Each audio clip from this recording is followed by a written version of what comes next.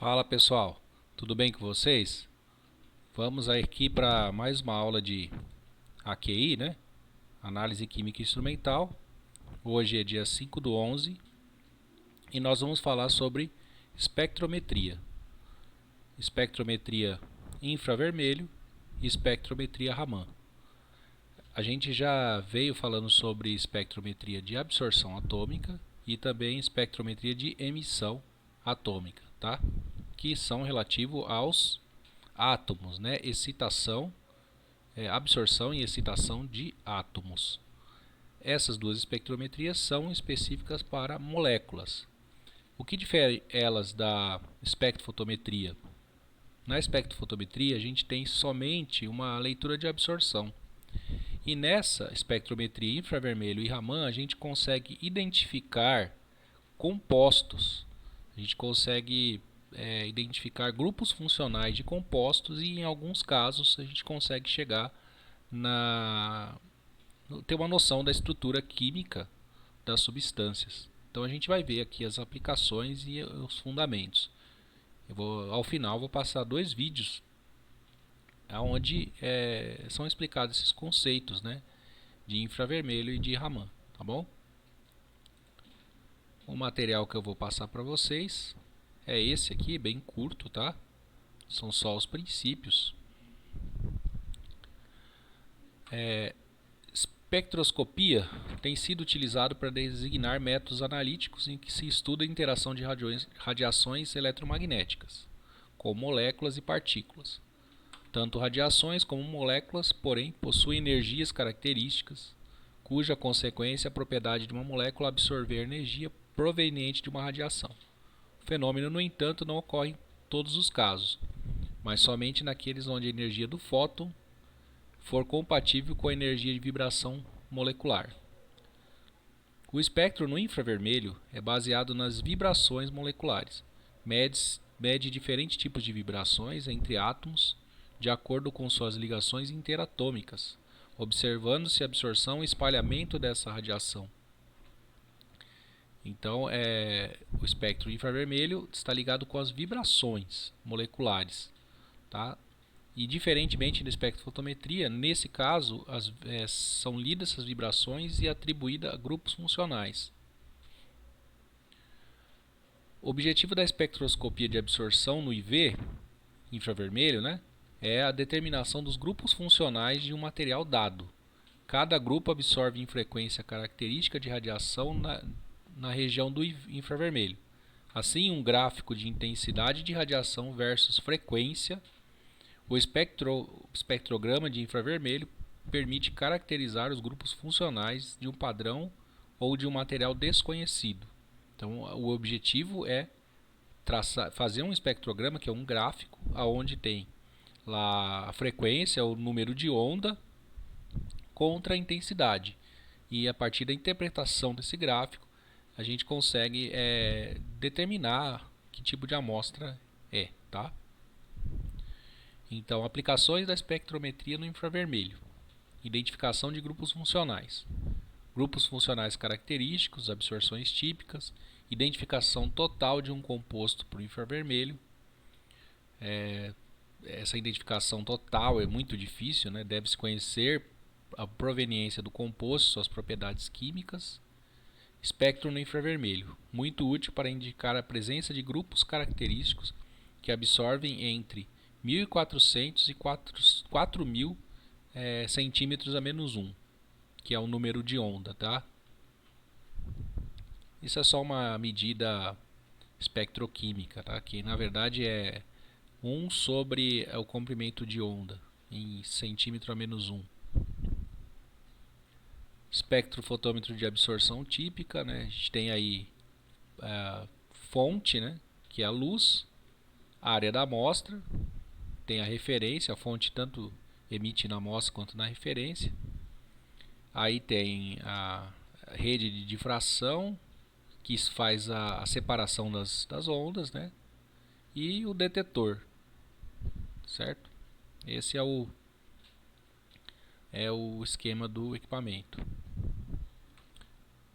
Aqui está explicando, né, como é que é, mas eu acho que não Depois vai ter o vídeo explicando melhor lá. Então a amostragem, né, feita tanto sólida, gasosa e líquida, tá? Então aqui sela para amostras gasosas, sela para a cubeta, né, que é a amostra líquida, e aqui pastilha de brometo de potássio, onde a amostra é fundida com brometo de potássio, forma-se uma pastilha e essa pastilha é analisada. Então são 3 tipos de amostras, tá? Gasosas, líquidas e sólidas. Aí está explicando mais um pouco, né, como é que funciona. Aí o espectro final, né, que é o mais interessante aqui. No caso, a absorção, né? Aqui está a absorção e transmitância, né? E aqui o número de onda, que é a frequência aí da radiação, né? Então aqui são os picos, né? De acordo com o número de onda e com essas absorbâncias aqui observadas, elas são relativas ao material, tá? Cada material vai ter um pico característico, como vai ser explicado mais adiante aí no vídeo que eu vou passar, tá bom? Eu vou passar o vídeo agora e depois a gente fala sobre o Raman, tá bom?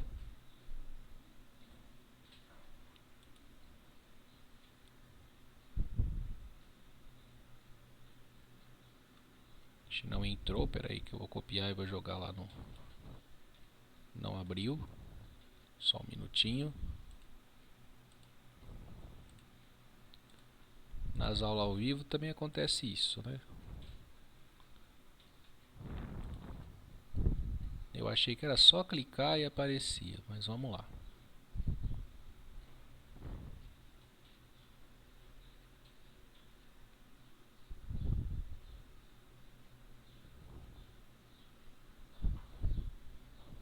Cadê meu Chrome, gente?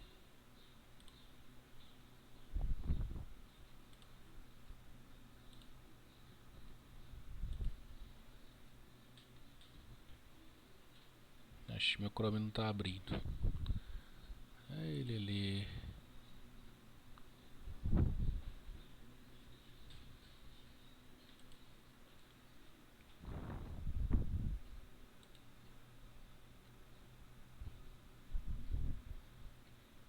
Vou tentar abrir aqui pelo outro navegador, que o meu Chrome não está abrindo.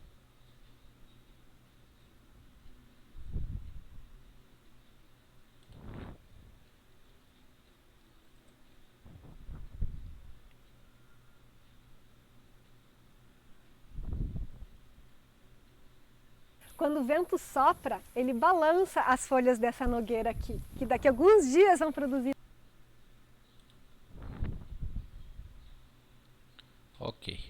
A história da espectroscopia no infravermelho começa no século XVII com Sir Isaac Newton. Apesar de ter se tornado famoso por sua monumental obra das leis da mecânica, a ótica figurou entre seus interesses desde cedo. O primeiro curso dado por Newton na Universidade de Cambridge foi sobre ótica. Seu primeiro artigo e seu último livro foram estudos sobre a luz.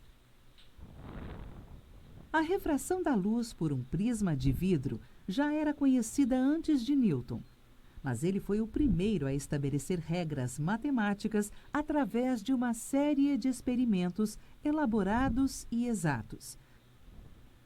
O trabalho de Newton sobre ótica foi complementado por Frederick William Herschel. Foi ele que descobriu a luz no infravermelho. Herschel imaginou que poderiam existir outros componentes na luz do Sol fora da região visível. Como essa região do espectro da luz é invisível para o olho humano, Herschel criou um experimento para detectá-la. Ao colocar um termômetro com bulbo preto na faixa de luz no infravermelho, notou que a temperatura subia e que era mais alta que a temperatura ambiente do quarto.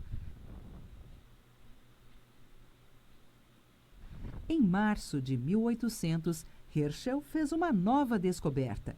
Ao colocar uma amostra na trajetória da luz no infravermelho, observou que, ao mudar a parte do espectro que passava através da amostra, para sua surpresa, em alguns pontos, a temperatura diminuía repentinamente. Herschel concluiu que nesses pontos a temperatura diminuía porque a amostra absorvia a luz. Com esse experimento, Herschel criou o princípio que seria usado no espectrômetro de infravermelho. Identificar uma amostra através de um espectro no infravermelho é semelhante a um jogo de quebra-cabeça. Vejamos através de um exemplo como funciona esse jogo. As peças de nosso quebra-cabeça são os modos de vibração das moléculas. As moléculas não vibram de modo aleatório, elas vibram apenas em determinados números de onda. Nosso desafio é identificar os modos de vibração associados a cada pico. Inspecionando o gráfico, notamos a presença de 3 picos largos. Em 3.347, em 1430 e em 662. Esses picos estão sempre presentes em moléculas com radical OH. O pico com número de onda igual a 3.347 está relacionado com o modo de vibração de estiramento OH.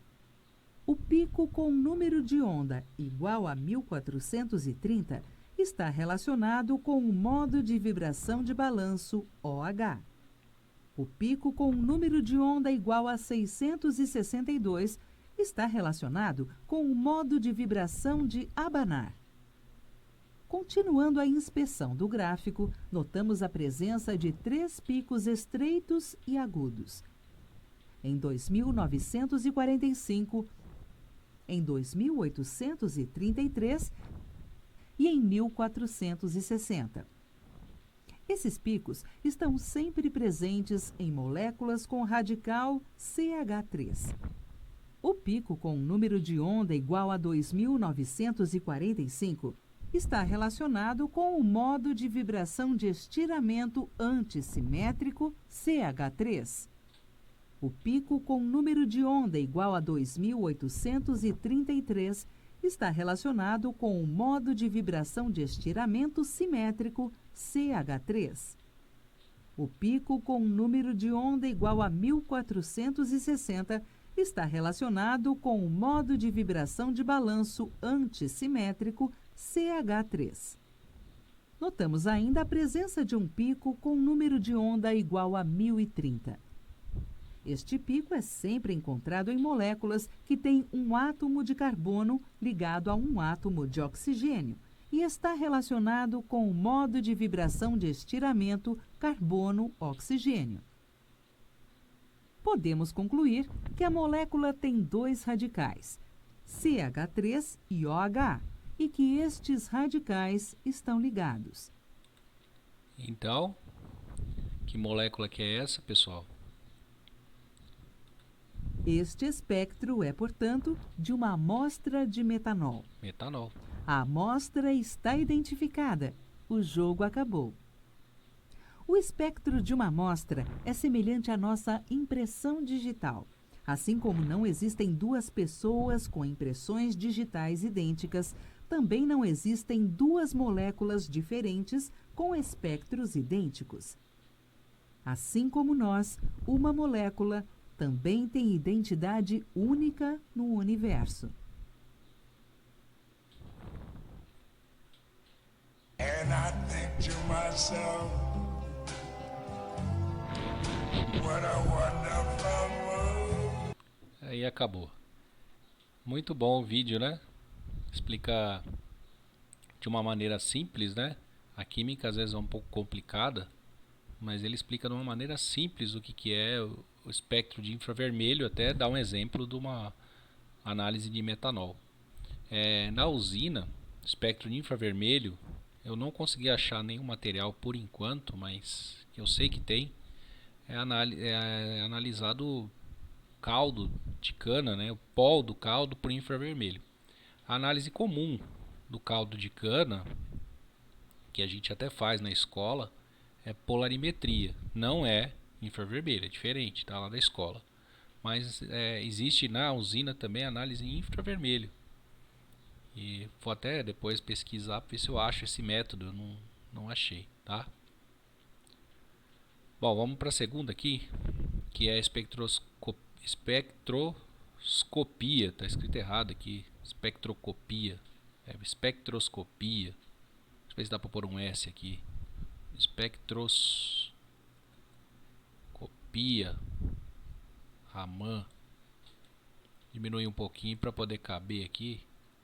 48. Aí. Deu. Ou espectrometria, tá? Acho que é melhor. Que é a espectroscopia Raman. Aqui já está certo. Ó. É uma técnica fotônica, a qual permite identificação de materiais orgânicos e inorgânicos em poucos segundos. Fornece informação química e estrutural do material. Sua análise se baseia no exame da luz dispersada por um material ao incidir com um feixe de luz monocromática. Essa luz permite pequenas trocas de frequência específicas do material que está sendo analisado. Esse método, tá, de Raman, ele é por espalhamento da luz. A luz ela bate no material e ela interage e espalha. Então a medida dessa luz espalhada fornece aí características sobre o material. É de grande importância ressaltarmos que a espectroscopia Raman leva somente em consideração o material que está sendo analisado.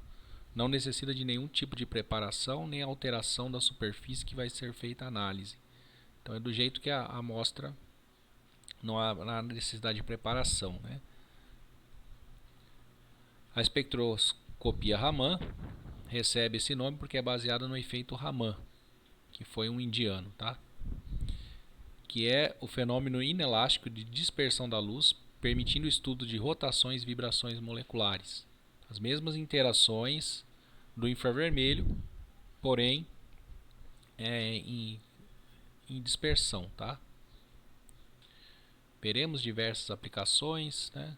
Indústrias farmacêutica, carbono e diamante, material científico, gemologia, que estuda as gemas, né, que são os minerais, vamos dizer assim, né? Mineralogia são os minerais preciosos.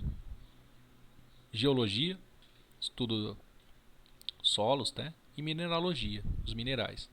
Ciência forense, né? Que vocês bem sabem o que é, né? Que é ligada aí a CSI da vida. Nanotecnologia, arte e patrimônio, biológicas e biomédicas. Fases do produto farmacêutico, design e processo de produção. Fiscalização e controle de processo de fabricação na indústria farmacêutica utilizado o Raman. A ilustração mostra imagens de um comprimido, então é feita é associada à microscopia, tá? O Raman pela superfície. Carbono e diamante, controle de qualidade de carbono, diamante e revestimento, caracterização da estrutura, quiralidade nos nanotubos de carbono. Então, também a parte de nanotecnologia. As imagens ilustram o uso da imagem.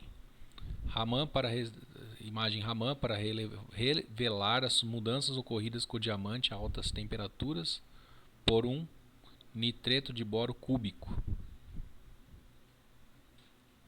Então, no caso do diamante, tá? As imagens mostram informações sobre a forma cristalina e orientação, saliência de defeitos e densidade dos diamantes.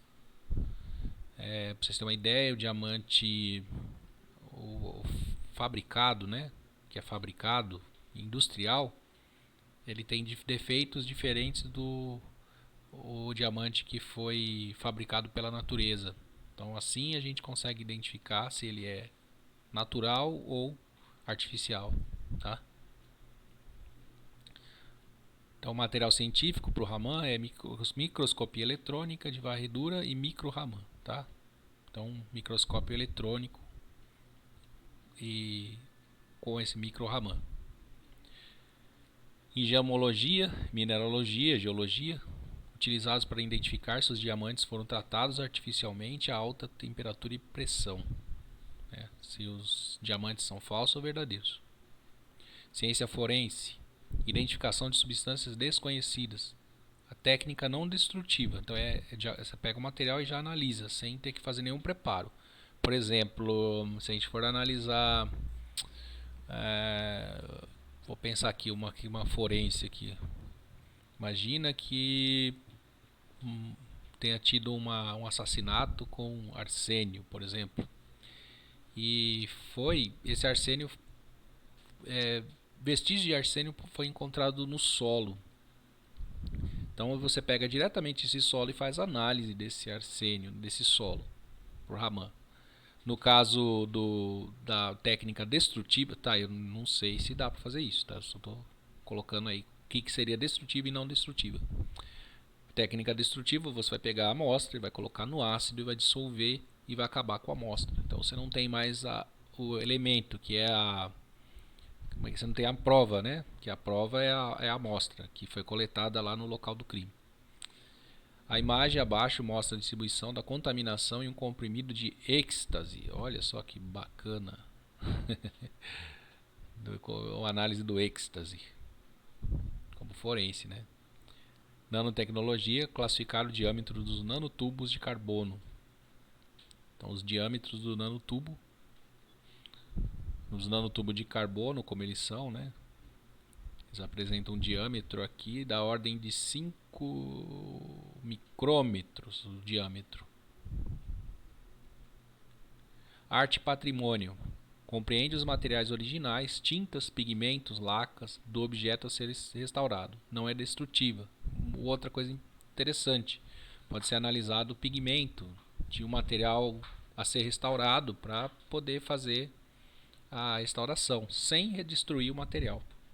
Tem técnicas de análise de tintas que você vai ter que tirar uma amostra, ou seja, vai ter que dar uma descascada lá na tinta. E nesse caso não precisa.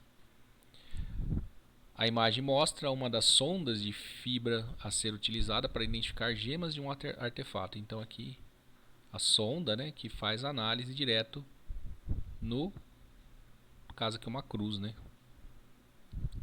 Biológicas e biomédicas. Distinguir entre células cancerosas e pré-cancerosas e tecidos normais. Na imagem abaixo, a análise do tecido esofágico, do esôfago, né? Aí eu não sei interpretar, tá? Se é normal ou não. Não é da minha área. Indústria alimentícia. Na descoberta de macromoléculas como proteínas, água, carboidratos e lipídios. Tem um destacado estudo para proteínas e estruturas polipeptídicas em seu estado fisiológico natural. Polipeptídica é aminoácidos, tá? Que são as ligações de aminoácidos. Então aqui fosfolipídio, ácido nucleico, polissacarídeo. Então dá para você identificar por Raman essas moléculas. Estudo e caracterização de sua cristalinidade. De polímeros, olha, interessante. Análise de polímeros por Raman, para ver o seu grau cristalino, né? O seu grau cristalino é interessante para saber se ele é termorrígido, termofixo, termoplástico, lá, aquelas propriedades dos polímeros, né? Polímero laminado, então aqui polistireno, esse aqui eu esqueci o nome, não, esqueci, PMMA eu esqueci. Então o tipo de polímero aqui, né? E as suas análises. Também pode ser feito por Raman. Distribuição e concentração de componentes em 2 lotes do mesmo comprimido. As imagens mostram a distribuição de componentes farmacêuticos em comprimido. A mapa da área 6 mm por 12 mm. Espectros gerados 82.000. Tempo de aquisição 38 minutos. Então aqui lote 1 e lote 2. Então do comprimido. Identificação do número de camadas. Mapa da área, espectros gerados. Aquisição do tempo 14 minutos. Microidentificação em bolachas de silício. Análise de silício. Aqui também mostra, né, as imagens, é tudo por imagens a análise, tá? Microscopia de varredura, né? E aqui uma análise de um dente, né? Imagine um dente, destacando o esmalte e a dentina e áreas de alta fluorescência, em vermelho aqui, né? Análise do arenito, né? Arenito é geologia, né? A imagem mostra a distribuição de atanásio, que é o óxido de titânio, quartzo, SiO2 e hematita. Aí mostra desse material aqui, tá? Também por varredura. Opa, tem mais um, é o último. E laser de silício cristalino, também análise de silício, né, por Raman. Então ela tem aí várias aplicações, né? O interessante dessa técnica é que ela é não destrutiva, né? Diferentemente do infravermelho, você tem que atacar, tem que preparar a amostra, né? De certa forma. Essa aqui não, você já analisa direto, sem destruir a amostra. A amostra fica no seu estado original. Vou passar um vídeo desse aqui que eu achei também, tá?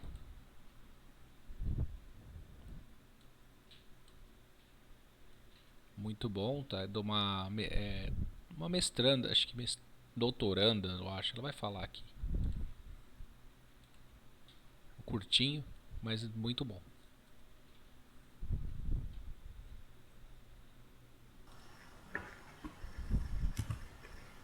Espectroscopia Raman, por Leidiane Mirla de Oliveira Mendes e Magda Rogéria Pereira Viana, ambas doutorandas em Engenharia Biomédica. A espectroscopia Raman foi observada inicialmente na década de 1928 pelo cientista físico indiano Chandrasekhara Venkata Raman. Essa técnica tornou-se nos últimos anos uma grande aliada da ciência no Brasil em diversas áreas.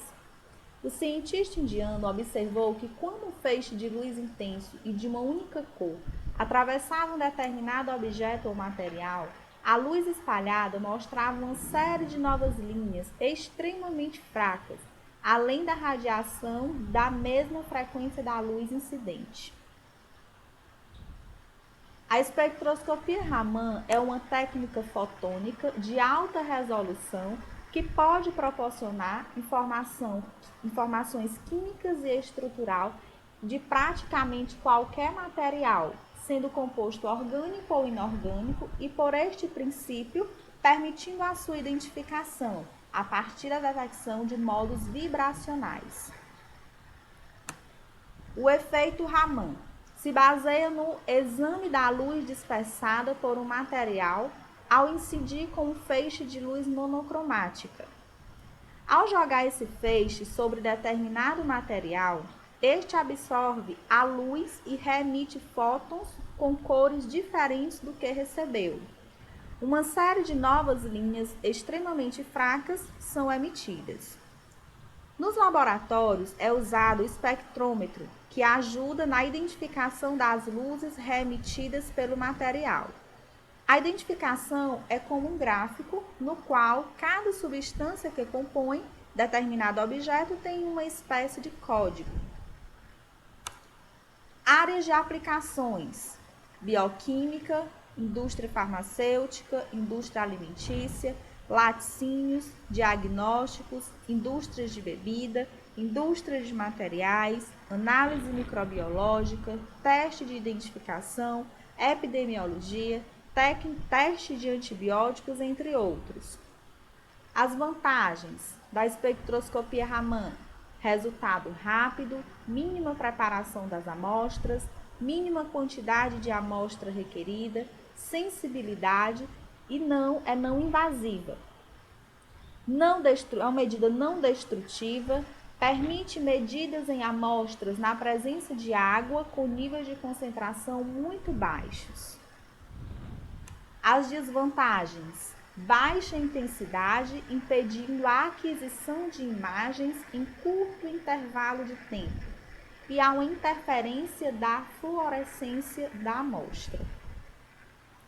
Dessa forma, a espectroscopia Raman é uma técnica que, dentre vários campos de aplicação, é usada em grande medida na medicina para a detecção de algumas doenças no seu estado ativo ou na fase incubatória.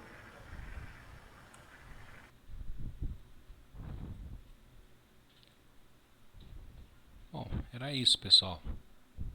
Aqui nós mostramos no material desculpa, nós mostramos no material aqui sobre os dois, né, infravermelho e Raman, aonde a gente tem aí análise de compostos orgânicos e inorgânicos, né, através de padrões aí de vibração e praticamente vibração molecular, né, que ele fala. Bom, é isso. Vou deixar o material aí para vocês, né? Vocês podem ler aí com mais calma, com mais carinho, tá bom? Até mais, pessoal.